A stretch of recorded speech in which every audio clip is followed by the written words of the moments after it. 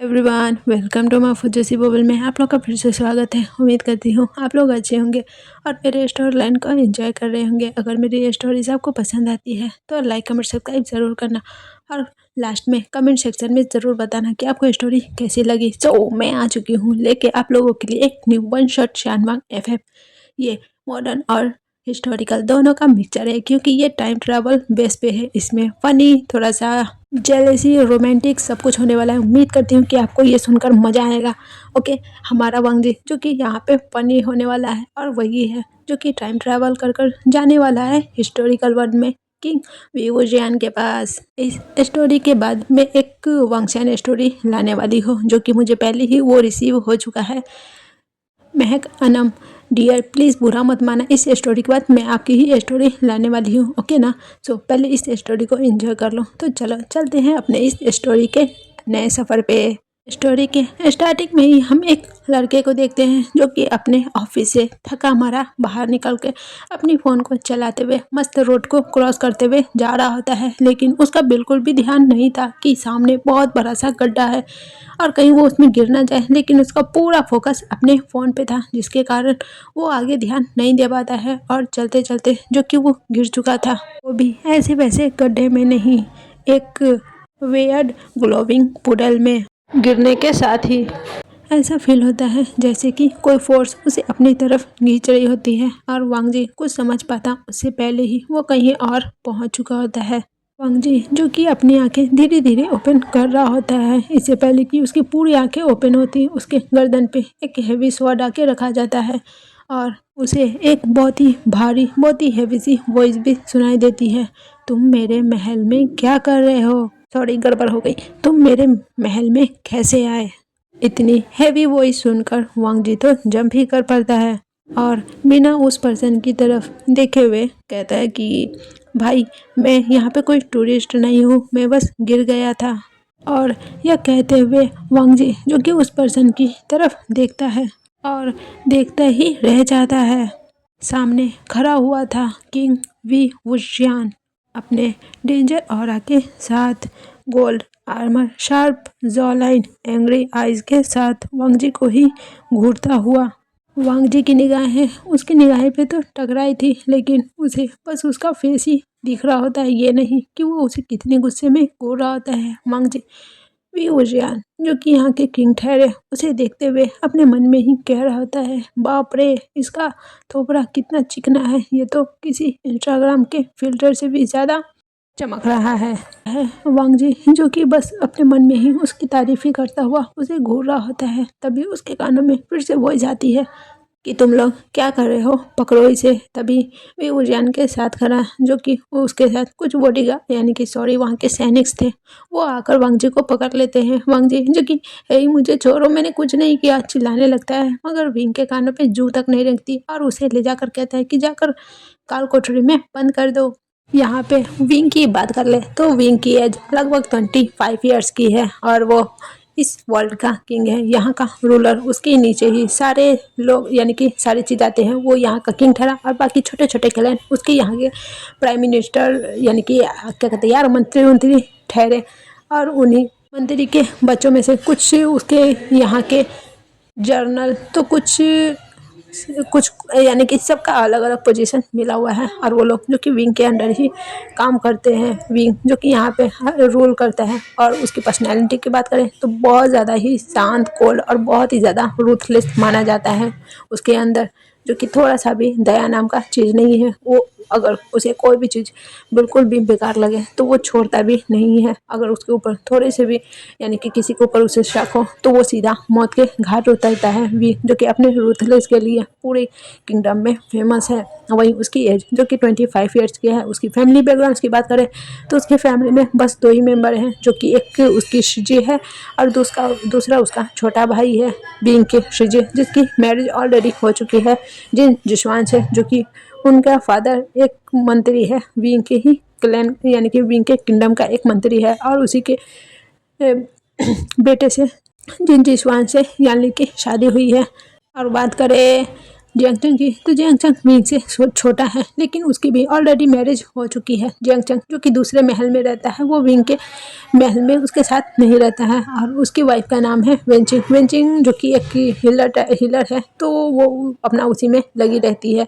और जियांगचंग जो कि थोड़ा बहुत महल का काम करता है, लेकिन वो उतना खास उस पर ध्यान नहीं देता। उसे सिंपल लाइफ चाहिए, बस अपने वाइफ के साथ ही रहना, और वो वैसे ही रहता है। वेंचिंग जो कि वहाँ रहती है अकेले अपने हस्बैंड के साथ, और बस उसका भाई जो कि वेनिंग है, वो एकलौता उसका फैमिली मेम्बर है, तो वो अपने फैमिली यानी कि अपने भाई को अपने साथ ही रखती हैं। बस इतना ही विंग का बैकग्राउंड था। और वही बात करें अब हम लैन वांगजी की, तो लैन वांगजी वो भी एक ऑर्फन है, 20 साल का लड़का है, और एक कंपनी में काम करता था, लेकिन उसे कहाँ पता था कि उसकी डेस्टिनी उसे कहाँ ले जा रही है। फिलहाल तो वो अभी टाइम ट्रैवल कर कर यहाँ आ चुका है। डैडी की ज़िंदगी में सब कुछ अनप्रिडिक्टेबल हुआ था। ये रहा उनका बैकग्राउंड। यहाँ कोई इस सीन को यहीं पे कट करते हैं। प्रेजेंट में वांग जी को ले जाया जाता है। बेचारा टाइम ट्रैवल करके कहाँ पहुँचा था, और उसे एक दिन पूरा यानी कि एक रात पूरा काल कोठरी में गुजारना पड़ता है। नेक्स्ट मॉर्निंग का सीन देखा जाता है। वांग जी को विंग के सामने एक मुजरिम की तरह घुटनों के बल बैठाया गया होता है। वहीं विंग अपने थ्रोन पे बैठा वांग जी को घूर घूर कर देखे जा रहा होता है। उसके अजीब गरीब कपड़े पहनकर उसकी तरफ देखते हुए कहता है कि ये तुमने कैसे कपड़े पहन के रखे हैं। तभी वांग जी भी बोल पड़ता है कि और तुम भी तो किसी ड्रामा के कॉस्ट प्ले जैसे लग रहे होते हो। और ऐसा कहता हुआ वो अपना मुंह बनाता है। विंग जो कि शॉक हो जाता है और कहता है इसने आखिर बोला तो बोला क्या। विंग को ऐसा लग रहा है कि इसने ज़रूर उसे चैलेंज किया है, जिसके कारण विंग उसे गुस्से में घूरते हुए कहता है कि तुम मुझे चैलेंज नहीं कर सकते, मैं यहाँ का किंग हूँ। इधर वांग जी जो कि अपने मन में कहता है सारे सेंटेंस को जोड़ते हुए, क्या मतलब है यार, मैंने इस इंसान को चैलेंज कब किया, इसकी तो यार कोई मुझे बताओ, ये पागल वागल है क्या। वांग जी जो कि उसके हैंडसम फेस पे पिघल चुका था, लेकिन अभी उसकी बातें सुनकर इसका दिमाग घूम रहा होता है, और वो विंग को घूर रहा होता है। विंग को पक्का लग रहा था ये मुझे चैलेंज कर रहा है, इसलिए उसे भी उसके ईगो को जो हट हो गया था, और वो उसको घूरने लगता है। वांग जी जो कि अपने मन में चिल्लाते हुए कहता, ओ गॉड, आपने मुझे कहाँ भेज दिया है, ये कौन सी दुनिया है यार, मुझे कुछ समझ में नहीं आ रहा। वो जो कि वैसा ही उसका दिमाग घूम चुका था कि वो कौन सी दुनिया में पहुंच गए, कैसे कैसे लोग हैं यहाँ पे, कैसे कपड़े पहन के रखे, ऊपर से ये लोग आखिर कर क्या रहे हैं यार। उसको मुजरिमी की तरह यहाँ पे बैठा के रखा है, लेकिन बेचारी की तो कोई गलती नहीं, वो तो बस गिरा ही था ना। हाँ हाँ बिल्कुल, वो तो बस गिरा था, लेकिन ये कहाँ पहुँच गया वो। जो कि अभी भी विंग को घूर रहा होता है। विंग जो कि उसे देखते हुए अपने गार्ड्स को कहता है कि इसे मेरी नज़रों के सामने ही रखो 24 घंटे के लिए, इसे दूर रखना बिल्कुल भी सही नहीं है, कहीं ये कोई प्लानिंग ना करता हो। विंग की बातें सुनकर सैरी तो कि मान चुके हुए थे, और वो वांग जी को विंग के पास में ही रख देते हैं। जो कि वांग जी को अपने मैजिकल रोप से बांध देता है, और उसे अपने हाथों से बांध लेता है ताकि वो उसे दूर ना हो सके। पहले तो वांग जी को बहुत गुस्सा आता है, लेकिन जब वो सोचता है कि वो 24 घंटे इस हैंडसम पर्सन के साथ रहेगा, वांग जी यहाँ पे थोड़ा सा ठरकी टाइप का है, तो वो वांग जी विंग को देखते हुए कहता है कि शुक्रिया, मैं भी तुम्हें रोज देखना चाहता हूँ माई किंग। और वो जो कि विंग की तरफ देखते हुए एक आंख मार देता है। विंग जो कि उसका पूरा फेस लाल लाल हो जाता है, बेचारा यहाँ पे ब्लश करने लगता है, और वांग जी के ऐसे फ्लर्ट की वजह से वो गुस्सा भी हो जाता है। उसके अंदर कॉम्बिनेशन वाली फीलिंग चल रही होती है, वो जो कि वांग जी की तरफ से अपना मुंह फेर लेता है। वो देखेगा नहीं इस सेमलेस पर्सन को, वो सामने की तरफ देखने लगता है, लेकिन साफ साफ उसका ईयर्स को देखकर पता चल रहा था कि विंग काफ़ी हद तक शर्मा गया था वांग जी के फ्लर्ट की वजह से।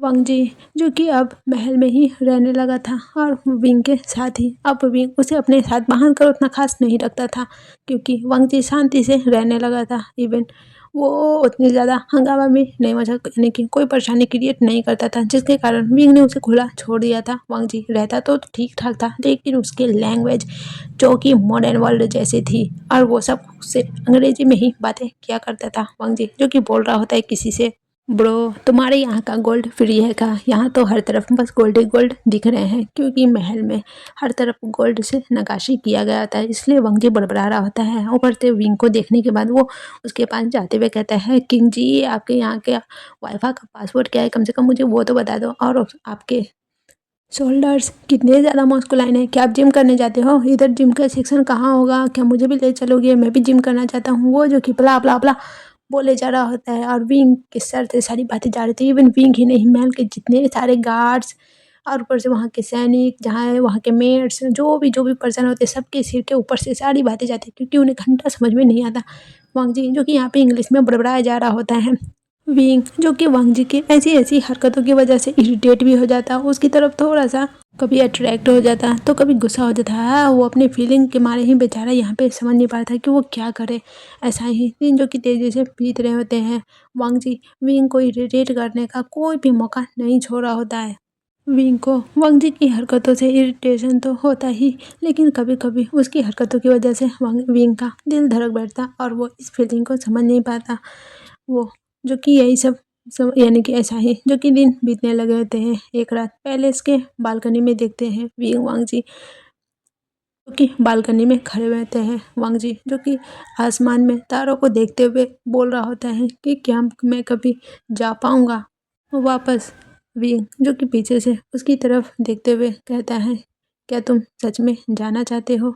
इस पे वांग जी उसकी तरफ देखने लगता है और कहता है कि मैं यहाँ कहाँ रहूँगा? तभी विंग कहता है, क्या तुम्हें यहाँ रहने की जगह चाहिए या फिर कोई? जिस पे वांग जी ब्लश कर बैठता है और वो कहता है, शायद कोई। दोनों ही एक दूसरे की तरफ चोरी आंखों से देख रहे होते हैं। वांग जी जो कि विंग को बता चुका होता है कि वो यहाँ से नहीं है क्योंकि उसकी अटपटी हरकतें विंग को कभी-कभी समझ में नहीं आती थी, जिसके कारण वो वांग जी से पूछ ही बैठा कि आखिर तुम ये क्या बोलते रहते हो, जो कि हमें समझ में नहीं आती। जिस पे वांग जी उसे बोलता है कि मैं यहाँ से नहीं हूँ, मैं किसी और ही दुनिया से आया हुआ हूँ। विंग पहले तो नहीं इस पे यकीन करता है क्योंकि ये सच में उसके लिए यकीन करने वाली बात ही नहीं थी। तब वांग जी उसे समझाता है कि वो इस दुनिया से नहीं है, वो किसी और ही दुनिया से आया है, वहाँ के लोग इस टाइप के रहते हैं।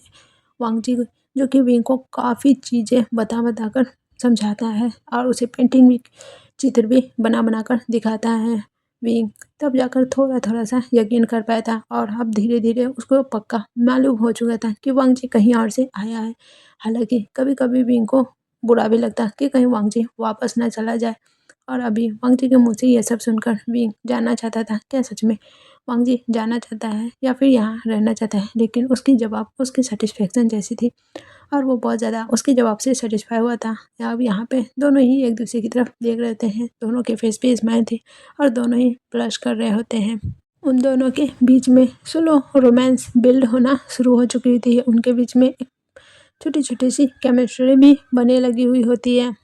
तभी यहाँ पे एंट्री होती है किंग के टॉप जनरल मेंग्याओ की। मेंग्याओ जो कि आता है और विंग को ग्रीट करता है। वहीं विंग के बगल में ही वांग जी आराम से खड़ा हुआ होता है और वो तो मस्त इधर-उधर देख रहा होता है। उसे किसी से क्या ही मतलब है, उसे तो बस विंग से और बाकी घूमने-फिरने से मतलब है। वो बस वहाँ पे खड़ा हुआ था। ऊपर से उसने विंग के हानफू का एक साइड भी पकड़ा हुआ था, जो कि विंग के हाथ के स्लिप थे, जो कि काफ़ी हद तक लंबे थे। उसे वांग जी ने अपने एक हाथ में पकड़ा होता है और वो विंग के काफ़ी हद तक क्लोज़ खड़ा होता है। ये सब देखकर मिंग बहुत ही ज़्यादा गुस्सा हो जाता है। वो अपनी मुठ्ठियाँ भींचते हुए उसकी तरफ देखने लगता है। मिंग जो कि जिन फैमिली का बेटा है। जिन मिंग यहाँ पे मिंग के फादर जो कि यहाँ के मंत्री है और मिंग उनका बेटा मिंग जो कि सीक्रेटली ये विंग से ऑब्सेस्ड है और वो विंग को पसंद भी करता है, लेकिन उसने विंग को अब कभी भी नहीं भनक तक लगने दिया कि वो उससे ऑब्सेस्ड है। लेकिन वो अभी वांग जी को इतने क्लोज देखकर बहुत ही ज़्यादा गुस्सा हो चुका था और वो गुस्से में विंग को यानी वांग जी को घूरते हुए अपने मन में ही बोलना चाहता था, लेकिन उसकी वॉइस काफ़ी लाउड रहती है, यानी कि वो अपने मन में ना बोलकर थोड़ा तेज़ी में तेज़ से बोल देता है कि अजीब सा इंसान आखिर किंग के साथ क्या कर रहा है। वहीं वांग जी ये सब सुन चुका था और वो मिंग की तरफ देखने लगता है और कहता है, तुम कौन हो? तभी मिंग जो कि उसकी तरफ देखता है और कुछ नहीं बोलता। विंग जो कि वांग जी को बताता है कि ये उसका जनरल मिंग है। वांग जी जो कि मिंग नाम सुनकर थोड़ा-सा मुँह बनाते हुए कहते हैं, मिंग ये कैसा अजीब-सा नाम है, बड़ा फ़नी जैसा है। और वो जो कि ऐसा बोलकर यहाँ पे वांग जी मिंग का ही उल्टा मज़ाक बना देता है। मिंग को बहुत गुस्सा आ रहा होता है वांग जी के ऊपर और वो घूरता हुआ वांग जी को देखे जा रहा होता है। लेकिन वांग जी को किसी से कोई घंटा फ़र्क पड़ता है? नहीं, नहीं, बिल्कुल भी नहीं। इसलिए उसे मिंग से भी कोई फ़र्क नहीं पड़ा था और वो अपना मुँह फेर के फिर वापस अपने नज़ारों को देखने में बिज़ी हो चुका था। इधर विंग भी छोड़ देता है, हाँ, ठीक है, चलो भी क्या है मसला, मैं क्या ही करूँ बीच में। इसलिए वो व्हाटएवर वाला क्वेश्चन करके छोड़ देता है। यहाँ पे मिंग्या जो कि सारा सिचुएशन जो भी उसे बताना था वो बताकर वहाँ से जा चुका होता है। इधर भी वांग जी की तरफ देखता है जो कि मस्त नज़ारों को देखने में बिजी हो चुका होता है वांग जी, जो कि अपने हैंड्स की स्लिप को थोड़ा-सा खींचता है जिसके कारण वांग जी का अटेंशन विंग के ऊपर रहता है और वो विंग को देखने लगता है। विंग कहता है चलो, तभी वांग जी उसके साथ चलने लगा होता है। दोनों ही बहुत ही शांति से चल रहे थे वो लोग, जो कि गार्डन एरिया में थे। हर तरफ फ्लावर्स खिले हुए होते हैं, बहुत ही ज़्यादा ब्यूटीफुल सा सीन था। वांग जी जो कि फ्लावर्स को देख रहा होता है, उस पे अपने हैंड्स को फेरता हुआ, उसकी स्मेल लेता हुआ उसके चल रहा होता है। उसके फेस पे जो कि एक स्माइल थी और वो चलता हुआ विंग की तरफ देखता है। विंग जो कि कब से न जाने उसे ही देखे जा रहा होता है। वांग जी ने तो नोटिस भी नहीं किया था, तब से विंग जो कि उसे देख ही रहा होता है। वांग जी जब फ़ील करता है कि विंग की निगाहें बस एकटक उसके ऊपर ही है, तो वो रुक जाता है। नॉटीनेस तो उसके अंदर कूट-कूट के भरी है और वो विंग की तरफ देखता है, उसकी तरफ अपने धीरे कदमों से बढ़ता है। उसके बाद अपने हाथों को विंग के नेक के अराउंड लपेटते हुए कहते हैं, "क्या हुआ किंग? क्या मैं इतना ज़्यादा ब्यूटीफुल हूँ कि आपकी निगाहें मुझसे हट नहीं रही है? हुँ?" और वो जो कि विंग के और भी ज़्यादा क्लोज़ बाहर जाता है। इधर भी बस देखे जा रहा होता है वांग जी को। वांग जी जो कि धीरे-धीरे विंग के लिप्स के क्लोज़ आने लगता है। विंग जिसे लग रहा था शायद वांग जी उसे किस कर देगा, लेकिन वांग जी बहुत ज़्यादा ही नॉटी था। वो बस विंग के लिप्स के करीब जाकर उस पे हल्का-सा फूँक मारकर हट जाता है और वो वांग जी विंग की तरफ देखने लगता है। विंग जब वांग जी को देखता है कन्फ्यूज़ली कि ये सब क्या था, वांग जी जिसके फेस पे एक नोटिस सी स्माइल थी और वो विंग को टीज़ करते हुए कहते हैं, "क्या हुआ किंग? आप क्या सोच रहे थे? मैं तो बस उस पे कुछ लगा था तो मैं बस फूँक के हटा रहा था, आपने क्या सोच लिया?" वांग जी जो कि विंग को टीज़ करने लगा होता है। इधर विंग जो कि वांग जी को देखते हुए कहता है, "ये लड़का सच में बहुत ज़्यादा ही शैतान है", और वो वांग जी को पकड़ने की कोशिश करता है। वांग जी जो कि वहाँ से भाग जाता है और कहता है, "पकड़ के दिखाओ मुझे किंग।" दोनों ही जो कि उस गार्डन एरिया में दौड़ने लगते हैं एक-दूसरे को पकड़ने के लिए। वांग जी जो कि हँसता हुआ आगे दौड़ रहा होता है, वहीं भी उसके पीछे-पीछे दौड़ रहा होता है। दोनों के हँसने की और किलकिलाने की आवाज़ पूरे ही गार्डन में गूंज रही होती है। हालाँकि वहाँ दूर-दूर तक कोई नहीं था, इसी के कारण किसी को पता भी नहीं चला कि यहाँ पे क्या चलता है, क्योंकि ये पर्सनल जगह थी जो कि सिर्फ़ किंग के लिए होती है। किंग के परमिशन के बिना यहाँ पे कोई भी आ जा नहीं सकता है, जिसके कारण हर जगह सन्नाटा था। आई मीन इन दोनों के अलावा वहाँ कोई भी दूर-दूर तक नहीं था, जिसके कारण दोनों एक-दूसरे के साथ बहुत ज़्यादा ही मस्तियाँ करते हैं। लास्ट में दौड़ते-दौड़ते विंग जो कि वांग को पकड़ चुका था और वो सीधे उसकी कमर को पकड़ अपनी क्लोज़ खींच लेता है। दोनों की बॉडी एकदम एक-दूसरे से चिपक जाती है। वांग जी तो विंग को देखने लगता है, ये क्या हुआ यार? वो कहीं अलग ही ना अपने ही इसमें काम में फँस जाए। वो वांग जी विंग की तरफ देखने लगता है। विंग जो कि उसका ठुड्डी पकड़ के उसके ऊपर करते हुए कहता है, "तुम नॉटी कहीं के बहुत ज़्यादा ही मुझे परेशान कर रहे हो। तुम जब से आए हो तब से मुझे टीज़ करने के अलावा तुम्हें जैसे कोई काम ही ना हो।" और वो जो कि वांग जी को ठुड्डी को पकड़कर और भी ज़्यादा ऊपर खींच लाता है। वांग जी जो कि बस विंग की आँखों में देखे जा रहा होता है। विंग जिसके लिप्स धीरे-धीरे वांग जी के लिप्स के क्लोज़ आने लगे हुए होते हैं और देखते ही देखते कब उन दोनों के लिप्स एक-दूसरे से जुड़ जाते हैं और दोनों ही एक-दूसरे के आगोश में डूबने लगे थे। वांग जी जो कि विंग को और टाइटली पकड़ लेता है। वही विंग जो कि वांग जी को किस करना शुरू कर चुका था, वो जो कि बहुत ही पैशनेट सा किस कर रहा था, क्योंकि वो शुरू से ही अग्रेसिव पर्सन है। उसे सॉफ्टली चीज़ उतना ख़ास पसंद नहीं है और शायद से नहीं वांग जी को पसंद है। जैसा वो यहाँ पे विंग को और भी ज़्यादा अपने क्लोज़ खींच रहा होता है, उसे देखो तो यही लग रहा था जैसे वांग जी को भी हाडी चाहिए, जिसके कारण दोनों एक-दूसरे को बहुत ही ज़्यादा सपोर्ट कर रहे थे। एक-दूसरे के किस में पूरी तरह से मेल्ट हो चुके थे। दोनों के सलाइवा एक-दूसरे के सलाइवा से मिल चुके हुए होते हैं। दोनों बहुत ज़्यादा इसमें गुम हो चुके थे। धीरे-धीरे विंग जो कि वांग जी को लेकर वहीं पे बैठ चुका होता है। वांग जी विंग के लैप पे बैठा हुआ था। दोनों बहुत ही ज़्यादा पैशनेट सा किस शेयर कर रहे होते हैं। वांग जी यानी विंग के हैंड जो कि वांग जी की बॉडी पे घूमने लगे थे। हालाँकि वांग जी ने भी हिस्टोरिकल वर्ल्ड वाला ही हानफू पहना हुआ था, क्योंकि यहाँ आने के बाद उसे वही पहनना पड़ा था और वांग जी के हेयर्स भी काफ़ी हद तक ग्रो हो चुके थे, जो कि उसके नेक तक आने ही लगे हुए थे। वांग जी जिसके हाथ विंग के बालों के अंदर जा चुके थे और उसके बालों को बहुत टाइटली वो पकड़कर अपने ऊपर और भी ज़्यादा प्रेस कर रहा होता है। वांग जी का इतना ज़्यादा अग्रेसिवनेस देखकर विंग भी खुद को कंट्रोल नहीं कर पा रहा था और वो भी और भी ज़्यादा अग्रेसिवली वांग जी को किस करने लगा हुआ होता है। ऐसा लग रहा था जैसे कि वो दोनों आज पूरे बंधन को तोड़ देंगे और ऐसा हो भी रहा होता है। विंग जो कि वांग जी को वहीं पे लेटाकर उसके ऊपर आ चुका था। और वो और भी ज़्यादा पैशनेट किस वांग जी को करने लगा था। वांग जी जिसे अब ब्रीथ लेने में प्रॉब्लम हो रही होती है, वो विंग को दूर करने की ट्राई कर रहा था, मगर विंग जैसे कि पूरी तरह से उसमें खो चुका था। वो बिल्कुल भी हट ही नहीं रहा होता है। वो उसके हाथों को पकड़कर उसमें अपने फिंगर से ट्रायंगल कर कर उसे नीचे प्रेस कर देता है और भी ज़्यादा उसे पैशनेट किस करना शुरू कर चुका था। जब वहाँ विंग को ब्रीथ की कमी होती है, तब जाकर वो वांग जी को छोड़ते हैं और दोनों गहरी गहरी सी सांसें ले रहे होते हैं। विंग जिसने अपने फोरहेड को वांग जी के फोरहेड से सटाकर रखा हुआ था। वांग जी जो कि विंग के नीचे बुरी तरह से मेसी कंडीशन में पड़ा हुआ होता है, उसके माउथ के साइड कॉर्नर से सलाइवा भी निकल रहा था और वो विंग को देखे जा रहा होता है। वही विंग उसे भी देख रहा होता है। उसकी आंखों में साफ डिजायर दिखाई दे रहे होते हैं, जो कि अभी दोनों की ही निगाहों में थे। विंग वांग जी को ऐसे देखता हुआ देखकर नीचे झुका, फिर से एक छोटा सा किस उसके लिप्स पे कर कर हट जाता है। फिर से दोनों एक दूसरे को देखने लगे होते हैं। वांग जी के फेस पे एक छोटी सी स्माइल भी थी। वो विंग के कॉलर को पकड़कर उसे अपने ऊपर और भी ज़्यादा खींच लेता है। दोनों एक दूसरे के बिल्कुल चिपक कर लेटे हुए होते हैं। विंग का पूरा भार वांग जी के ऊपर था और वांग जी अच्छे से विंग के बॉडी कंडीशन को फील भी कर रहा होता है। वो जो कि विंग को एक नोटी नज़र से देखते हुए कहता है, क्या हुआ किंग जी, आपको तो बहुत ही ज़्यादा लगता है फील हो रहा है, आप तो पूरी तरह से रेडी हो चुके हो।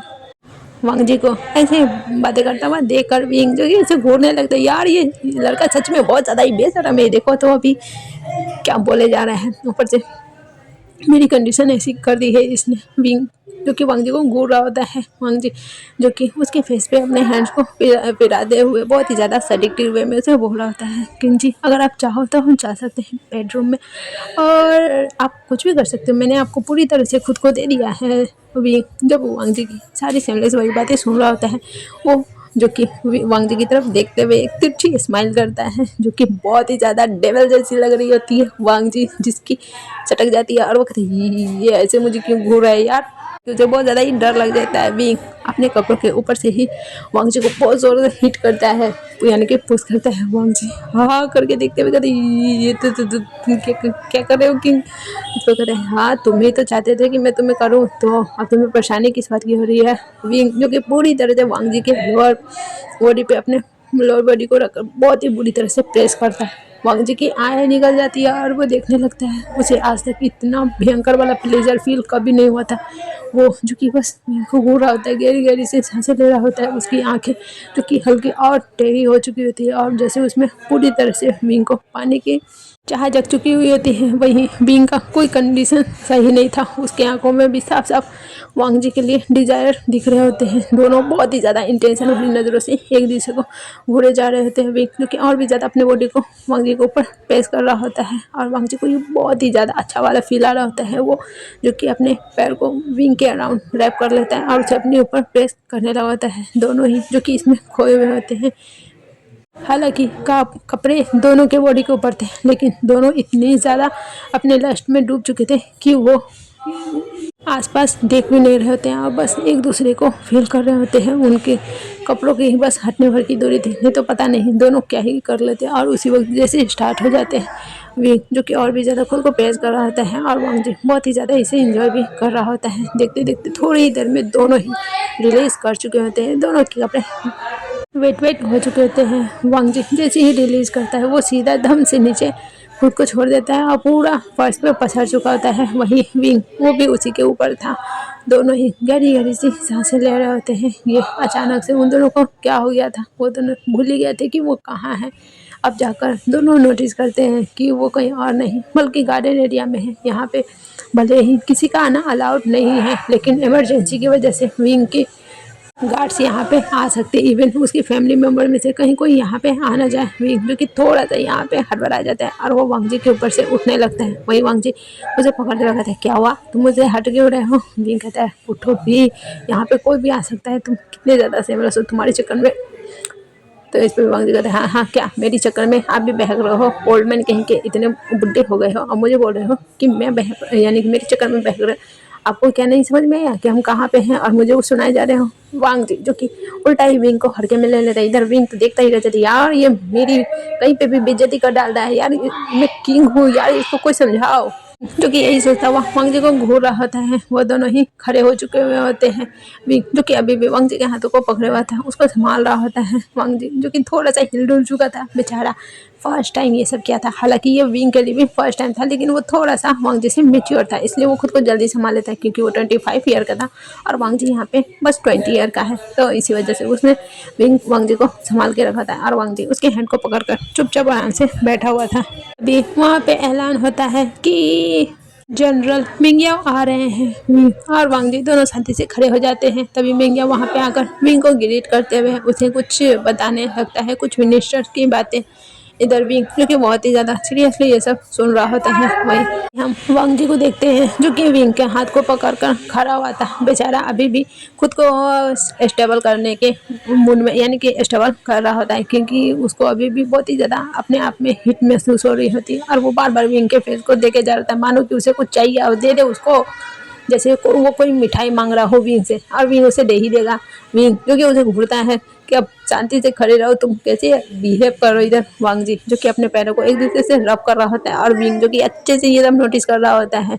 इवन मिंग या भी ये सब देख रहा होता है। उसे समझ में तो फिलहाल नहीं आ रहा था कि आखिर ये लड़का अजीब सा दिखने वाला, ये ऐसा अजीब सा बिहेव क्यों कर रहा है। उसे वैसे ही वांग जी से अनोइंग फील हो रहा होता है और थोड़ा सा जेलस भी, क्योंकि वो विंग के इतने क्लोज था। जो था मेंग्याओ विंग को एडमायर करता है, इवन कहीं ना कहीं वो उससे अपसेट भी है। और अभी मेंग्याओ वांग जी को इतने क्लोज विंग कर देगा और भी ज़्यादा गुस्सा हो रहा होता है। उसे वो ठान चुका था कि वो इसको तो किंग की नज़रों में ज़रूर गिराएगा, और वो यही सोचता हुआ वांग जी की तरफ देखते हुए एक स्मित करता हुआ कहता है कि वांग जी तुम्हारा नाम यही है ना। इस पे वांग जी मिंग्याओ की तरफ देखता है और उसको ऊपर से नीचे तक देखते हुए कहते हैं हाँ मेरा नाम वांग जी है। तो क्या वो जाकर अब उसको अच्छे से नोटिस करते हैं। हाँ उसने पहले भी उसे देखा है, नाम सुना है, मजाक भी उड़ा दिया है, लेकिन वटेवर मुझे उसे क्या लेना था, उसे क्या ही कौन मतलब है मिंग्याओ से। इसलिए वो उसे अब जाके देखता है ऊपर से नीचे, कहते हैं हाँ हाँ मेरा नाम ही वांग जी है। तभी मिंग्याओ उसकी तरफ आते हुए कहता है कि आप महाराज के कुछ ज़्यादा ही क्लोज रहते हैं, तो क्यों ना आप थोड़ा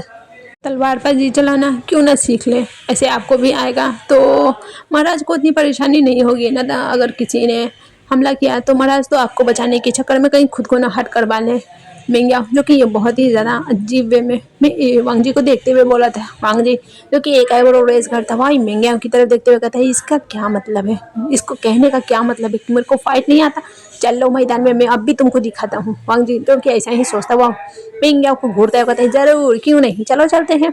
और वो दोनों वहाँ से निकल लेते हैं। बिंग हाफो कहते हैं अरे यार ये लोगों का तो मेरे को समझ में नहीं आता, और वो भी उनके पीछे पीछे चला जाता है। हालांकि बिंग पूरा अपने ऑरा में चल रहा होता है, उसके पीछे गार्ड्स चल रहे होते हैं और वो लोग सीधे चले जाते हैं ट्रेनिंग ग्राउंड में। वहाँ जाने के बाद मिंग्याओ जो कि विंग को एक स्वॉर्ड थमा देता है और वांग यानी कि वांग जी को एक स्वॉर्ड थमा देता है। वांग जी स्वॉर्ड को पकड़ता है। ओ माय गॉड, सबके सब देखते ही रह जाते हैं। वहाँ के जो जो सोल्जर्स थे वो कंफ्यूज कि ये क्या है। वही वांग जी जो कि तलवार को पकड़ते हुए अपने यानी कि बोल रहा होता है मैं तो पबजी एक्सपर्ट हूँ, चलो मैं तुम्हें दिखाता हूँ। और वांग जी ने तलवार पकड़ी थी क्रिकेट के स्टाइल में, और वो उसे पकड़ कर वैसा ही खड़ा हुआ था, यानी कि उधर से बॉल आएगा और वो तलवार से बल्ला बना के सीधे उसे हिट कर देगा। वैसे टाइप से वो तलवार पकड़ के बैठा यानी खड़ा हुआ था। और उसको ऐसे देखने के बाद सारे सोल्जर कंफ्यूज, विंग जिसके फेस पे हल्की हंसी आ चुकी हुई होती है, वहीं देखे तो मेंग्या को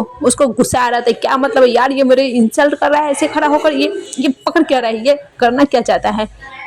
मिंग्या यही सोच रहा होता है और वो अपने तलवार को पकड़े हुए ये वांग जी को घूर घूर कर देखे जा रहा होता है। इधर वांग जी कहते हैं हाँ हाँ आ जाओ, मैं पबजी एक्सपर्ट हूँ, देखो मैं तुम्हें कैसे सबक सिखाता हूँ। और वो जो कि तलवार को क्रिकेट टाइप के पकड़ के खड़ा ही हुआ था, जैसे कि बॉल आने का इंतजार कर रहा। इधर मेंग्या जो कि पूरी तरह से भड़क चुका होता है और वो सीधा तलवार वांग जी के ऊपर चला देता है। वांग जी हे बाप रे, ये क्या, ये ऐसे कैसे चला रहा है। वांग जी को घंटा कुछ पता नहीं था कि ये तलवारबाजी होती कैसी है। तभी बीच में विंग आ जाता है और वो मेंग्या को रोक देता है। तभी वो वांग जी की तरफ देखते हुए कहता है तुम्हें तलवारबाजी आती भी है या फिर नहीं, या तुम ऐसा ही चले आए। वांग जी कहता है क्या मतलब मैं, मुझे आती नहीं, आती है आराम से आती है, आप हटो बीच में से, किंग जी आप हटो, मैं संभालूंगा सब कुछ। और वो जो कि तलवार को फिर से क्रिकेट की स्टाइल में पकड़ के खड़ा हो जाता है, यानी कि आने दो बॉल को, तो मैं उसका दुख नहीं कर दूंगा। मेंग्या जो कि गुस्सा हो चुका होता है, उसे ऐसा लग रहा था जैसे कि वांग जी उसका इंसल्ट कर रहा हो, वो जो कि वांग जी के ऊपर वार करने वाला था। मिंग फिर से उसे रोकते हुए कहता है कि ठीक है छोड़ो इसे, इसे नहीं आता है मेंग्या, तुम एक यहाँ के तुम एक जर्नल हो और तुम ये छोटी सी बातों पे ऐसे कैसे रिएक्ट कर सकते हो। और हाँ, एक और बात मेरी कान खोल के सुन लो, इसे हाथ लगाने की कोशिश भी मत करना। विंग जो कि वांग जी के हाथ को पकड़कर उसे अपनी तरफ खींच चुका होता है। इधर वांग जी को देखते ओह माय गॉड, उसका दिल तो धक धक करे जा रहा होता है, उसके अंदर हुला लाला हो रहा होता है कि वाह यार, उसका पर्सन उसके लिए स्टैंड ले रहा है। और वो तो बहुत ही ज़्यादा प्यार भरी नज़रों से विंग को देखे जा रहा होता है। वहीं मिंग जो कि ये सब देखकर फिर से चिढ़ चुका हुआ होता है और वो गुस्से में एक नज़र वांग जी को देखता है और उसके बाद वहाँ से चला जाता है। मिंग्याओ जो कि अपने मन में ही कुछ इविल प्लानिंग करता हुआ वहाँ से जा चुका हुआ होता है। वहीं हम विंग को देखते हैं जो कि पीछे पलटकर वांग जी को देखता है, जो कि उसे कब से घूर घूर कर देके जाना होता है। तभी विंग कहते तुम्हें क्या हुआ है, चलो अब मेरे साथ। और वो जो कि वांग जी को खींचता हुआ अपने साथ अपने रूम में ले जा चुका हुआ होता है। ऐसा ही फिर से टाइम जो कि तेजी से बीतने लगा होता है। विंग वांग जी की केमिस्ट्री और भी ज़्यादा क्लोज होने लगी थी। अब तो वांग जी कभी भी जाकर विंग के गोद में बैठ जाता, उसे फोर्सफुली किस करवाता। हालांकि विंग को ये पसंद आता, लेकिन वो ऊपर ऊपर से खड़ूस पाना बनकर दिखाता कि बिल्कुल भी नहीं, वांग जी उसे ऐसे बिहेव नहीं कर सकता, वो यहाँ का किंग है। और वांग जी कहते हैं हाँ किंग या भाड़ में, तुम मेरे हो, समझ में आया तुम्हें।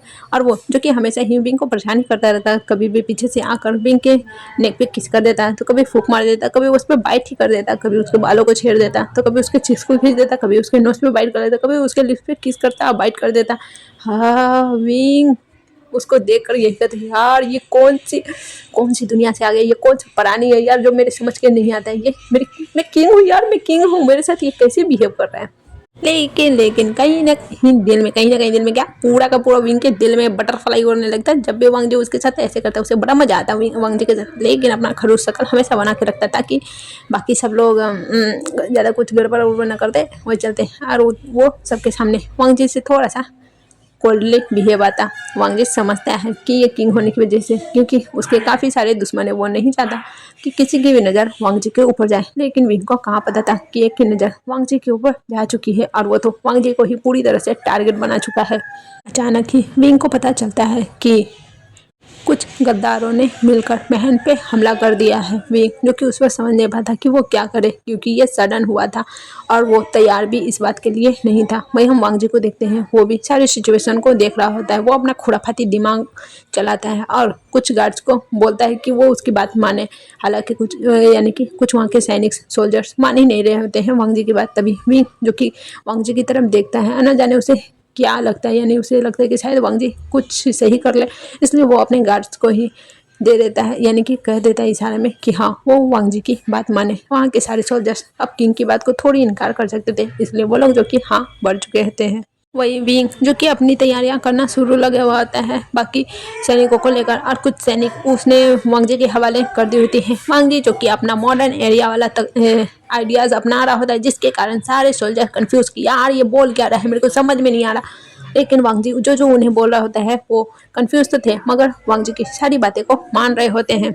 कुछ ही देर में बहुत सारे सैनिक जो कि महल के आगे खड़े हुए होते हैं और बस महल पे हमला करने वाला था। तभी वांग जी जो कि उन सारे सोल्जर्स को लेकर महल के सबसे ऊपरी फ्रंट पे खड़ा हुआ है, जहाँ पे से वो लोग तोप लेकर खड़े हुए होते हैं और हमला करने के लिए जी, जो कि कुछ स्मोक टाइप का बनाया हुआ था ताकि धुआं धुआं हो जाए। और वहाँ के जो कि वो जो गद्दार थे वो अच्छे से सॉरी कुछ अच्छा से दिखाई ना दे। ये हो जाने के बाद वांग जी जो कि कुछ और चीज़ देता है, कहता है फ्लैश लाइट डालो ताकि उनके आंखों में, ताकि वो अच्छे से कुछ देख ना पाए। वो हो जाने के बाद फिर वांग जी सारे लोगों को कहता है कि वर्क करो, एक साथ होकर हमला करो ताकि वो लोग तुम लोगों को संभाल ना पाए। और वांग जी के आइडियाज़ को देख देख कर विंग जो कि बहुत ज़्यादा ही इम्प्रेस हो रहा होता है वांग जी से। वो वांग जी के तरफ देखता हुआ एक सेटिस्फेक्शन वाला स्माइल करता है। उसके बाद वो लोग की जंग जो कि स्टार्ट हो चुकी हुई होती है, देखते देखते वांग जी का आइडिया और विंग का तकनीक मिला के वो लोग जीत चुके हुए होते हैं।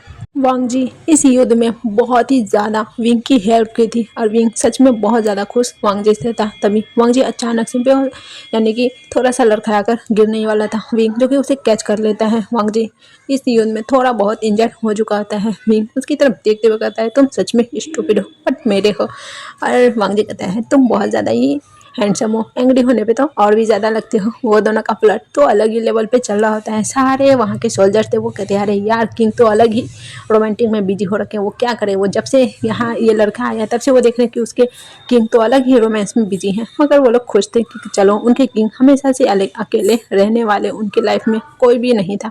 हालांकि उसकी फैमिली मेम्बर में उसका भाई और उसकी बहन भी है, क्योंकि उसके मॉम डैड नहीं है, लेकिन अपने पर्सन की बात ही अलग होती है। विंग की शिजे जिनका पहले ही मैरिज हो चुका है। बात करें जियांगचंग की तो जियांगचंग को उतना खास विंग से मतलब नहीं है, वो अपने में ही बिजी रहता है। और वो भी उसकी भी मैरिज हो चुकी है, हालांकि वो विंग से छोटा है मगर उसकी भी मैरिज हो चुकी है, उसकी ऑलरेडी वाइफ है। और वो लोग अपनी ही दुनिया में खुश रहते हैं। एक विंग ही जो अकेला था, लेकिन उसकी दुनिया में भी आ चुका है एक नंबर का शैतान और नोटी लड़का, जो कि कहाँ कौन सी दुनिया से सिर्फ उसके लिए आया है। और वो तो बहुत ज़्यादा ही खुद को लकी फील करता है। बाद वांग जी को जो कि अच्छे से उसे ट्रीट किया जाता है। वांग जी फिलहाल तो ठीक ठाक था, वो वहाँ पे बैठा होता है। वहीं विंग को देखते हैं जो कि ये सब जानकारी निकाल रहा है। तब उसे पता चला कि मेंग्या जो कि बाकी सबके साथ बहुत ही ज़्यादा सिक्योरिटी अलायंस बना रहा होता है और वो पहले से ही विंग के ऊपर हमला करने की सारी तैयारी कर रहा होता है। विंग को जब ये सब पता चलता है तो वो अपने गार्ड यानी कि सोल्जर्स के थ्रू मेंग्या और उसके फादर को पकड़वा चुका हुआ होता है। मेंग्या जो कि विंग की तरफ देखते हुए कहता है कि आखिर आपको उस लड़के में क्या दिखता है, मैं आपको पसंद करता था शुरू से ही, मगर आपने कभी भी मुझ पर ध्यान नहीं दिया, इसलिए मैंने ये सब किया। मैंने कुछ भी गलत नहीं किया है। मेंग्या जो कि अभी भी अपनी गलतियों पे बिल्कुल पछता नहीं रहा होता है, बल्कि उसे तो वो तो और भी ज़्यादा ऊंची आवाज़ में विंग से बोल रहे होते हैं। विंग जिसका दिमाग सटक चुका होता है मेंग्या की ये सारी बकवास सुन सुनकर, वो जो कि अपने सैनिकों की तरफ इशारा करता है और कहता है कि जाओ इसे लेकर जाओ और कारागार में बंद कर दो, इसका फैसला बाद में होगा। और वही सैनिक जो कि मेंगा को भेजते वह वहाँ से ले जा चुके होते हैं। विंग को देखते हैं। विंग अब वांग जी के पास था। वांग जी जो कि विंग को देखे जा रहा होता है। विंग उसके हाथों को पकड़ते हुए उसे धीरे से अपने क्लोज करता है और उसे अपने बाहों में बैठा लेते यानी कि अपनी गोद में बैठा लेता है। उसे बहुत टाइटली हक कर लेता है। विंग एक पल के लिए डर गया था वांग जी को लेकर, क्योंकि वांग जी के ऊपर भी हमला हुआ था जिसके कारण भी डर गया था। हालांकि विंग उस वक्त वांग जी को बचा लिया था, लेकिन डर तो होता ही है कि कहीं वो अपने पर्सन को खो ना दे। और विंग के दिल में वो डर जो कि अभी भी थोड़ा थोड़ा सा है। वांग जी भी विंग को बहुत टाइटली हक करते हुए कहता है कि आप फिक्र मत करो, मैं आपको छोड़कर कहीं नहीं जाऊँगा। विंग जो कि वांग जी की तरफ देखने लगता है और उसके हाथों को पकड़ते हुए उस पर हल्का सा किस करते हुए कहता है कि वांग जी तुम यहाँ के नहीं हो, मगर तुम मेरी ज़िंदगी के लिए वो वक्त हो जिसे मैं कभी नहीं खोना चाहता। तुम्हारे बिना मैं सांस भी अब नहीं ले सकता, मैं समझ चुका हूँ। वांग जी जो कि विंग की तरफ देखता है, उसके फेस पे हल्के से अपने हाथ को रखते हुए कहता है कि हालांकि मैं यहाँ से जा सकता हूँ, लेकिन मैं नहीं जाना चाहता। विंग जो कि उसकी तरफ देखता और कहता है ठीक है, तो किंग का ऑर्डर है तो मेरे पास रुक जाओ। और वांग जी कहते हैं ऑफ कोर्स। और वो जो कि विंग के ऊपर चढ़ चुका होता है। विंग कहता है अरे तुम चोट लग जाएगी। विंग कहता है बिल्कुल भी नहीं, मुझे चोट नहीं लगेगी।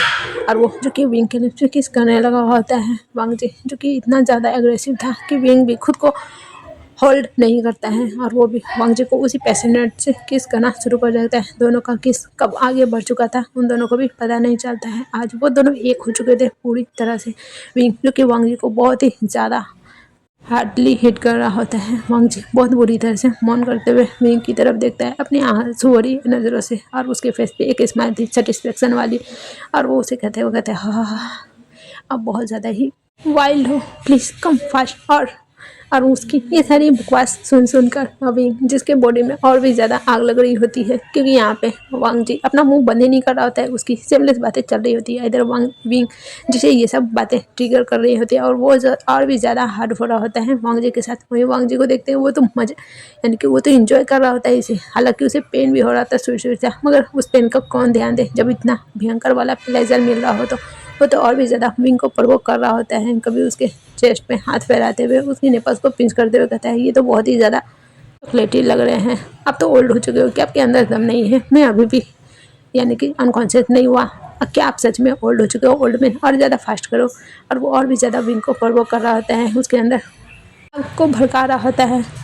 जो कि वांग जी के मुंह को पकड़ते हुए कहता है तुम बहुत ज़्यादा बोल रहे हो, तुम्हें पता नहीं है कि तुम मुझे और भी ज़्यादा भड़का रहे हो, तुम्हारे लिए बिल्कुल भी अच्छा नहीं होगा। तो विंग की बातें सुनकर वांग जी उसके हाथ को हटाते हुए कहता है हाँ मैं कौन सा गलत कह रहा हूँ, आपके अंदर सच में बिल्कुल भी ताकत नहीं है। अगर ये बात है तो मुझे प्रेग्नेंट करके दिखाओ। समझ में आया? वो भी एक ही टाइम पे।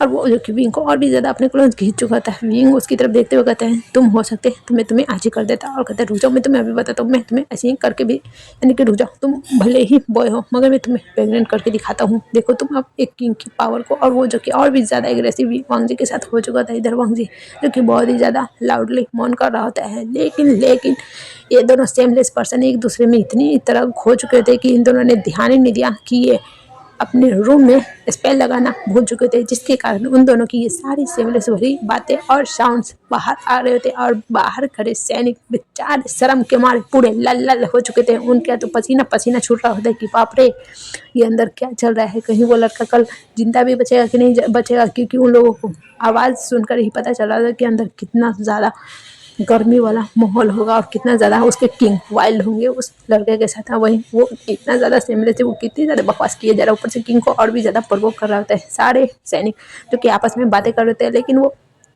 क्या करे, वो अपनी किंग को रोक थोड़ी सकते हैं। लेकिन वो यहाँ पे से जा भी नहीं सकते। उन्हें सेमलेस बनकर वहाँ पे खड़े ही रहना पड़ता है। और वो सारी बातें वो पूरी रात भर सुनते रहते बेचारे लोग। सुबह होने के बाद उन सब के आंखों के नीचे काले काले डार्क सर्कल थे, क्योंकि बेचारे सब रात भर सोए नहीं पाए थे। उनके अरमान जागे थे, लेकिन कुछ उसमें सिंगल थे और कुछ मिंगल, क्योंकि अपने पार्टनर को याद करते हुए अपने आप को बोलते, काश मैं चाह पाता यार। उनके अरमान जो कि अलग ही जाग रहे होते हैं। सुबह सुबह जब विंग शांत होता है तब जाकर वो लोग गहरी सी सांस लेते हुए कहते हैं, हाँ। अब जाकर किंग रुके। उनके अंदर कितना स्टेमिना था, वो तो इतने ओल्ड हो चुके हैं, यानी कि 25 तो हो ही चुके हैं, लेकिन फिर भी इतना स्टेमिना लगता है कि इसी वजह से किंग बहुत लंबे समय तक राज करेंगे। और वो लोग जो कि थक के मारे वहीं पे दीवार से चिपक चुके हुए थे कि अब जाकर उनके कान को सुकून जो मिला था। बेचारे रात भर विंग और वांग जी के वाइल्डनेस की गवाह बने थे। अब वही अंदर का सीन देखते हैं। विंग जो कि अब रुका था सुबह के 5 बजे के करीब, और वांग जी पूरी तरह से मेसी कंडीशन में पूरा बेहाल होकर बिस्तर पे पड़ा हुआ होता है। और वो जो कि अभी भी जग रहा होता है। देखो इस बंदे को, ये अब तक जग रहा है। उसकी आंखों में आंसू पूरे डबडबाए हुए होते हैं, लेकिन बहुत ही ज़्यादा खुशी के आंसू थे। वो जो कि बहुत ही सेटिस्फेक्शन भरी नज़रों से विंग की तरफ देख रहा था। विंग जो कि उसकी तरफ देखे जा रहा था। ये लड़का सच में कितना ज़्यादा उसे प्रवोक कर सकता है, विंग ने सोचा भी नहीं था। वो उसको अपने ऊपर खींचते हुए कहता है, अब सो जाओ, क्या तुम्हें और चाहिए? तो वांग जी कहता है, नहीं अब नहीं, मैं थक गया, अब मुझे सोना है। और वो दोनों जो कि एक दूसरे के बाहों में सो चुके हुए होते हैं। पूरी आधी दिन निकल चुकी हुई होती है, तब जाकर धीरे धीरे वांग जी की आंखें खुलती है। और वो विंग की तरफ देखता है, कहता है, ओह माय गॉड, मुझे लगा नहीं था कि मैं यहाँ आ जाऊँगा और मुझे इतना ज़्यादा हैंडसम पर्सन मिलेगा। काश कि ये मेरी दुनिया में होता, आई मीन मेरे टाइम में होता, तो मैं तो सबको बहुत ज़्यादा शो ऑफ करता कि देखो मेरा हबी कितना ज़्यादा हैंडसम और कितना स्ट्रॉन्ग है। और वो अपने मन में ख्याली पुलाव पकाने लगता है। वांग जी जो कि एक ऑर्फन बॉय है और उसकी ज़िंदगी में कोई नहीं है, सो उसे कोई फ़र्क भी नहीं पड़ता कि वो कहाँ है। वो भी अपने प्यार के साथ है, तो वो बहुत ज़्यादा ही खुश है। विंग जो कि वांग जी को देख रहा, यानी वांग जी विंग को देख रहा होता है। विंग बहुत ही ज़्यादा आराम से सोया होता है। उसके हेयर्स जो कि उसके फेस पे आ रहे होते हैं। विंग के हेयर्स काफ़ी लॉन्ग हैं, जिसके कारण उसके आगे के डॉलर जो कि उसके फेस पे आ रहे होते हैं। वांग जी उसे अपने हाथों से हटाता है, उसके चिक्स पे किस करता है, उसके फोरहेड पे किस करता है, उसके लिप्स पे हल्का हल्का पैक किस कर रहा होता है। और वो और भी ज़्यादा विंग को परेशान करने लगा होता है। इधर विंग जो कि थोड़ा सा कर रहा होता है, लेकिन वांग जी रुक ही नहीं रहा होता है। लास्ट में वांग जी विंग परेशान होकर उठ ही जाता है, तो देखता है वांग जी जो कि उसके ऊपर चढ़ के बैठा हुआ है और उसे टीज कर रहा होता है और उसको छेड़ा होता है। विंग उसी के हाथों को पकड़ते हुए उसे अपने नीचे करते हुए कहता है, तुम सुधरोगे नहीं? हाँ, तुम्हें आखिर इतना ज़्यादा किस बात की जल्दी पड़ी रहती है? तुम रुकते क्यों नहीं हो? इतना ज़्यादा मुझे प्रवोक क्यों करते रहते हो? वांग जी कहता है, हाँ मैं क्या करूँ, इतना ज़्यादा हॉट एंड सेक्सी मेरा फ्यूचर हस्बैंड है, तो भला मैं उसे क्यों ना प्रवोक करूँ कि वो मुझे मसले। और तुम्हारी बात तो अलग ही है, मुझे मज़ा आता है। वैसे कल रात तुम वो कुछ ज़्यादा ही वाइल्ड हो गए थे। वेल कोई बात नहीं है, बट मुझे मज़ा आया। क्यों ना हम मॉर्निंग सेशन भी एक बार कर लें? वांग जी की सेमलेस बातें सुन सुन के इधर विंग के कान पूरे लाल लाल हो चुके थे। यार उसके नसीब में यही सेमलेस पर्सन लिखा हुआ था, लेकिन कोई बात नहीं है, जैसा भी है वो उसका है। अगर ज़रूर क्यों नहीं, मैं तुम्हें तुम्हारा अभी कोटा देता हूँ। और वो जो कि फिर से स्टार्ट हो चुका था। बेचारे बाहर खड़े सोल्जर्स जो कि अपना कान पकड़ के बैठ जाते, कहते बाप रे कहाँ फंस गए यार, ये किंग इतने ज़्यादा सेमलेस कब से हो गए यार। वो उन्हें समझ में नहीं आ रहा कि हम लोग बाहर खड़े हुए हैं। वो फिर से स्टार्ट हो गए, उनके अंदर इतना स्टेमिना आया कहाँ से? वो तो रात से लगे हुए थे। और फिर थोड़ी देर रुके, फिर से ये स्टार्ट हो गए। वहीं वो लड़का वो जिंदा तो रहेगा ना, वो लोग जो कि आपस में ही गुपचुप बातें करे जा रहे होते, लेकिन अंदर का माहौल जो कि पूरी तरह से हॉट एंड हॉट हो चुका हुआ होता है। वांग जी जो कि बहुत ही ज़्यादा मौज कर रहा होता है और भी ज़्यादा उसे हिट किया जा रहा होता है। वांग जी उसको और भी ज़्यादा प्रवोक फिर से करने लगा होता है। इधर बाहर के गार्ड्स भी सोच रहे थे, हाँ ये लड़का सच में बहुत ज़्यादा सीमलेस है, ये लगता है कि किंग के लिए ये स्पेशली बुलाया गया है, इसलिए तो वो इतना ज़्यादा अजीब है और किंग को प्रवोक करता रहता है। और किंग न जाने उनको क्या हुआ है, वो भी उसी में डूबे पड़े रहते हैं। हम लोग के बारे में तो बिल्कुल भी नहीं सोचते, बेचारे एक दूसरे से बात करते हुए आहें भर रहे होते हैं। वही हम अंदर रूम का सीन देखते हैं, जहाँ अंदर भी वो दोनों आहें भर रहे थे, मगर अपने प्लेजर में। लास्ट में 2-3 राउंड हो जाने के बाद वांग जी शांत होता है और वो विंग की तरफ देख रहा होता है, स्माइल करता हुआ। विंग कहता है, अरे यार ये सच में सुधरने वाला नहीं है। उसे खींचकर अपने सीने से लगाते हुए कहते हैं, सो जाओ सो जाओ। वांग जी कहता है, हाँ हाँ मैं सो रहा हूँ। और वो जो कि फिर से सो चुका होता है, विंग उसे अपने बाहों में लेकर लेट चुका होता है, उसकी तरफ देखते हुए स्माइल कर रहा होता है। कहते हैं, सच में तुम बहुत ही ज़्यादा यूनिक हो और तुम स्पेशल मेरे लिए आए हो, और मैं तुम्हें हमेशा अपने सीने से लगा कर रखूँ, तुम्हें अपने सिर की ताज बना कर रखूँगा, क्योंकि तुम मेरे हो।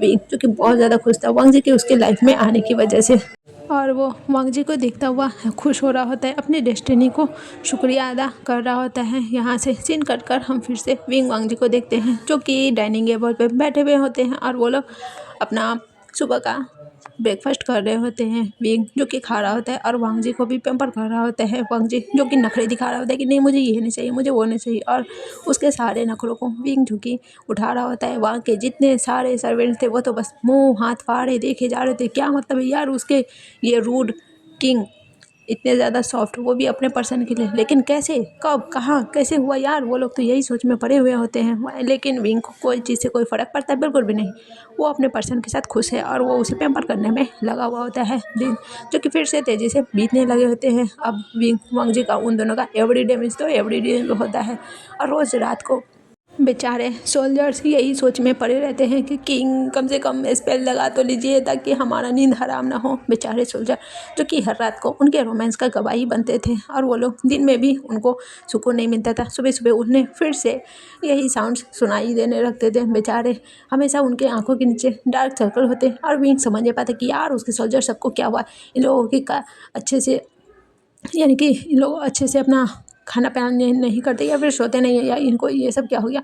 वो जो कि बस अपने गार्ड्स को देखता है, वो एक दिन अपने नए जनरल को बुलाता है और कहता है कि क्या तुम गार्ड्स को अच्छे से यानी कि सैनिकों को अच्छे से नहीं देखभाल करते हो, आखिर उनकी कंडीशन ऐसे कैसे हो गई है, उन लोगों को देख रहे हो, ऐसा लग रहा है जैसे वो 100 साल से सोए नहीं होंगे। जनरल बेचारा वो क्या ही बोले, वो बस अपने किंग की तरफ देखते हुए गहरी सी आहें भरते हुए कहता है, किंग क्या सच में आपको नहीं पता कि इन लोगों के आंखों के नीचे ये क्या कहते हैं यार डार्क सर्कल कैसे आए। विंग कहता है कन्फ्यूज़ होके, मुझे कैसे पता होगा। इस पर कहते हैं कि आप रात को जो आपका सेशन चलता है आपके पार्टनर के साथ, बेचारे उसकी वजह से रात भर सो नहीं पाते हैं, आप स्पेल भी नहीं लगाते हो, जिसके कारण बेचारे लोग की ऐसी हालत हो रखी है। विंग विंग जिसको अब जाकर समझ में आता है कि ओह माय गॉड उनके सोल्जर्स की हालत ऐसी क्यों है। वो जो कि पूरा लाल लाल हो चुका था, उसके पूरे एयर्स रेड हो चुके थे, और वो जो कि वहाँ पे रुक भी नहीं पाता होगा। तो ठीक है, और कुछ भी है इस पर। जनरल कहता है नहीं बॉस, सब यानी कि नहीं किंग सब कुछ ठीक है, और उन लोगों को भी उनकी सज़ा दे दी गई है, उन्हें सीधे फांसी लगाया गया है। विंग जो कि कहता है वेरी गुड, वैसा ही बोलकर वो वहाँ से जाने लगते हैं। पीछे जनरल कंफ्यूज, क्या मतलब ये वेरी गुड होता क्या है। विंग जो कि वांग जी के साथ रहते रहते अंग्रेजी बकना शुरू कर चुका होता है। इधर बेचारा जनरल कंफ्यूज कि किंग अभी उसको क्या बोले के गए, क्या उसकी तारीफ़ की या फिर उसकी बेइज्जती की, वो यही सोच में पड़ा हुआ था। लेकिन उसे सुनने में तो अच्छा लगा, इसलिए वो कहता है शायद उसकी तारीफ़ों की, इसलिए वो भी हंसते हंसते चला जाता है। इधर विंग को देखते हैं जो कि अपने बहू बई के पास पहुंच चुका होता है। विंग वांग जी ने मैरिज भी कर ली होती, हालांकि दो बॉयज़ की मैरिज बिल्कुल भी ये क्या कहते हैं राजी नहीं थे वहाँ के मिनिस्टर्स, लेकिन विंग के आगे किसकी चलती है। विंग ने सबको बताया था कि वो यहाँ का किंग है, वो यहाँ का रूलर है, और वो जो नियम बनाएगा उसी पे लागू हो गया। अब विंग ने ये अलाउ कर दिया था कि लड़के लड़के भी शादी कर सकते हैं। बहुत सारे थे जो कि गे थे, और हिंदी में क्या बोलते हैं यार, या फिर प्राचीन भाषा मुझको याद नहीं है, छोड़ो मैं गे ही बोल देती हूँ। वो जो कि बहुत खुश होते हैं किंग के इस नए रूल की वजह से, और वो लोग तो मस्त अपने पार्टनर के साथ एंजॉय करना शुरू कर चुके हुए होते हैं। विंग भी खुश, सारी प्रजा भी खुश, और जो नहीं खुश वो अपने घर में जाए, उसको का ही मतलब है उससे। वो अभी पहुंच चुका था अपने बहू के पास, और वहाँ जाने के बाद वांग जी जो कि सेमलेस ठहरा, वो जो कि पूरी तरह से अपनी बॉडी विजिबल किया हुआ बिस्तर पे पड़ा हुआ था। वो बस विंग के आने का ही इंतज़ार कर रहा होता है। उसने बस एक लेयर पहना हुआ था जिसके कारण उसकी सीन वी कट, उसके कपड़े पे से वी कट था, जो कि उसका पूरा सीना विजिबल हो रहा होता है। विंग वांग जी को ऐसे देखकर गल्प करते हुए कहते हैं, तुम ऐसे क्यों पड़े हो? इस पे विंग की तरफ वांग जी, जो कि अपने एक फिंगर से इशारे करते हुए कहते हैं कि इधर आ जाओ। विंग भी एक पपेट की तरह चलता चलता वांग जी के पास पहुंच चुका था और वांग जी सीधा उसे खींचकर पेट पर पटकता है। उसके ऊपर आते हुए कहता है, आपको नहीं लगता कि आपको मुझे थोड़ा टाइम देना चाहिए? इस पर विंग कहता है, हाँ ज़रूर, क्यों नहीं। और दोनों का फिर से एवरीडे मीन्स एवरीडे स्टार्ट हो चुका होता है। उन दोनों की मौज जो कि फिर से बाहर आ रही थी और विंग बेचारा फिर से भूल चुका था कि उसे स्पेल भी लगाने बेचारे बाहर खड़े सोल्जर्स, सैनिक, कुछ भी बोलो यार, व्हाटएवर, वो लोग बेचारे आए भर रहे होते। अब तो उन्हें आदत पड़ चुकी थी ये आवाज़ें सुनने की। क्योंकि विंग और वांग जी कभी भी शुरू हो जाते थे, उनके लिए दिन रात नो मैटर, बस रोमांस मैटर करता है। और वो लोग अभी ये स्टार्ट हो चुके थे। अभी दिन का समय था। बेचारे सोल्जर्स जो कि ये सब सुन रहे होते हैं और आगे बढ़ रहे होते हैं। ऐसा ही एक दिन का बात है। विंग जो कि अपने थ्रोन पे बैठा कुछ मसले को हल कर रहा होता है, तभी वहाँ पे एक सर्वेंट दौड़ते दौड़ते आती है और कहती है, किंग जल्दी चलिए, क्वीन को कुछ हो गया है। वांग जी को वो लोग क्यों नहीं कंसीडर करते थे। विंग जब ये सुनता है तो वो सारे काम धाम छोड़कर सीधा जाता है हीलर रूम में। हीलर रूम में जाने के बाद देखते हैं सारे वहाँ के हीलर्स को, जो कि उल्लू की तरह बस टुकुर टुकुर वांग जी को देख रहे होते हैं। तभी वहाँ पे किंग की एंट्री होती है और वो लोग किंग को देखते हैं, वो भी उल्लू की तरह। और वो समझ नहीं पाते हैं कि उनका वो क्या जवाब दे। बेचारे छुछुंदर बने वहाँ पे बैठे हुए होते हैं और वो कभी किंग को देखते हैं तो कभी उस लड़के को यानी वांग जी को देखते हैं, अपनी क्वीन को, कि ये मसला क्या था यार, मतलब मेरे को समझ में नहीं आया, मेरे सर के ऊपर से सारी बातें जा रही है, इसलिए मेरे को समझ में नहीं आ रहा। वो लोग जो कि इसी कन्फ्यूजन में देख रहे होते हैं। विंग जो कि इन लोगों के ऐसे रिएक्शन से उनको बहुत ही घबरा जाता है कि कहीं वांग जी को कुछ हो तो नहीं गया। वो जल्दी से जाकर वांग जी के फेस को पकड़ते हुए कहता है, बाबे तुम ठीक तो हो ना, कहीं तुम्हें कुछ हुआ तो नहीं? हाँ तुम्हें चोट लगी, तुम्हें कहीं पे पेन हो रहा है? लेकिन वांग जी कन्फ्यूज, वो खुद बेचारा था तो वो क्या बोले। वो कहता है, नहीं मेरे को कुछ भी नहीं हुआ, बस मुझे थोड़ा सा चक्कर आया था और मैं शायद बेहोश हो गया था और अभी मेरे को होश आया तो मैं यहाँ पे हीलर रूम में था। ये लोग तो कुछ बोल ही नहीं रहे, इसलिए मुझे समझ में नहीं आ रहा। विंग भी कंफ्यूज होकर हिलर्स को देखते हुए कहते हैं कि क्या हुआ, कोई परेशानी हो रही है? लेकिन हिलर्स जो कि सच में उल्लू की तरह खड़े हुए होते अब टुकुर टुकुर देखे जा रहे थे कि मतलब क्या बोले, मैं क्या बोलूँ यार, मेरे को समझ में नहीं आ रहा। वो लोग यही वाला लुक दे रहे होते हैं। विंग जो कि थोड़ा गुस्सा हो चुका था कि इधर उसके बावे की बात है और ये लोग जो कि बस उल्लू की तरह देखे जा रहे हैं और कुछ बोल नहीं रहे हैं। वो बेचारे वो हिलर्स भी डर जाते हैं, कहते कि किंग, हमें समझ में नहीं आ रहा, आप थोड़ा समझ में नहीं आ रहा है। मुझे लगता है कि आपको महागुरु लेंचिरन को बुला लेना चाहिए, वही बता सकते हैं कि आखिर यहाँ पे मसला क्वीन को क्या हुआ है। विंग जो कि फ़ौरन ऑर्डर दे चुका होता है, लगभग कुछ ही देर में वहाँ पे लेंचिरन जो कि वो हीलर्स में बहुत ही ज़्यादा अच्छे थे, उन्हें बुला लिया जाता है। वो जो कि वांग जी को चेक करते हैं और वो भी शॉक होते हैं क्योंकि वांग जी के जैसे ही उन्होंने नब्ज़ पकड़ा था उन्हें उनमें 2 धड़कन सुनाई दी थी और वो शॉकिंगली देखते हैं क्वीन यानी वांग जी और किंग की तरफ और कहते हैं, किंग। बेचारे वो खुद यहाँ पे छुछुंदर बन चुके थे क्योंकि वो बोले तो बोले क्या। किंग कहता है, महागुरु आप मुझे बताएंगे कि आखिर क्या मसला है? सच में मैं बहुत ज़्यादा ही परेशान हो रहा हूँ और आप लोग मुझे और ज़्यादा परेशान कर रहे हैं, प्लीज़ बताएं मुझे क्या मसला है, क्या ये ठीक तो है ना? लैंचिरियन जो कि गहरी सी सांस लेते हैं और कहते हैं, किंग क्वीन शायद प्रेग्नेंट है और हमारे न्यू हायर आने वाले हैं, आई मीन क्राउन प्रिंस आने वाले हैं।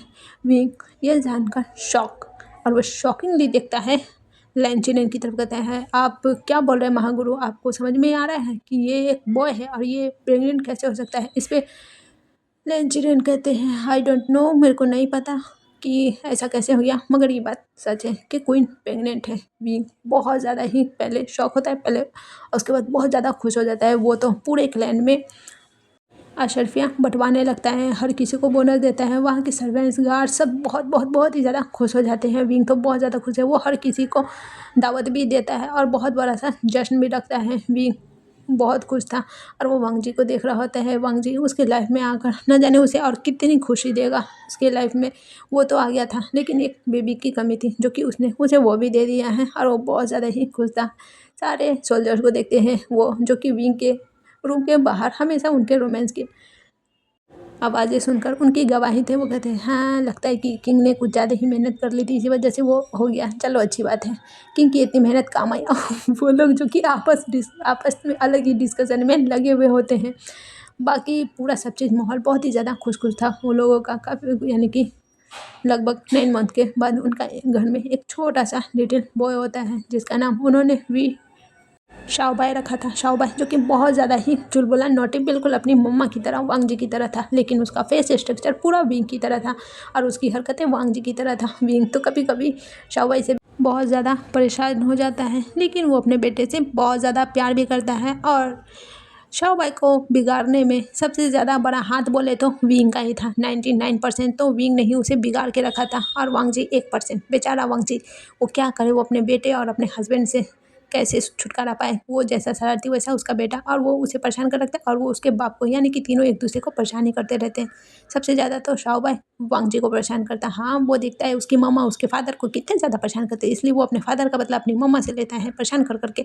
इधर वांग जी क्या करे यार, वो अपने बेटे को मार भी नहीं सकता और उसको इस हरकतों को सहन भी नहीं कर सकता। वो उनका सारा गुस्सा विंग पे उतार देता और विंग रात को बेचारे को वांग जी को संभालना पड़ता उसे प्यार करके, क्योंकि वांग जी यहीं पे उसकी कमजोरी थी। वो जब भी विंग के क्लोज आता और विंग उसे थोड़ा सा प्यार कर लेता, बस वांग जी इसी में मेल्ट, पूरी तरह से उसका गुस्सा गायब। और वांग जी की इस कमजोरी को विंग फ़ायदा उठाता था और उसे ऐसा ही मना लिया करता था। और उसी की इसी प्यारे प्यारे मोमेंट के साथ हमारी स्टोरी यहीं पे एंड होती है। तो आप बताना कमेंट सेक्शन में कि आपको ये छोटी सी वन शॉट स्टोरी कैसी लगी। ओके, मिलते हैं नेक्स्ट स्टोरी के साथ। Bye bye.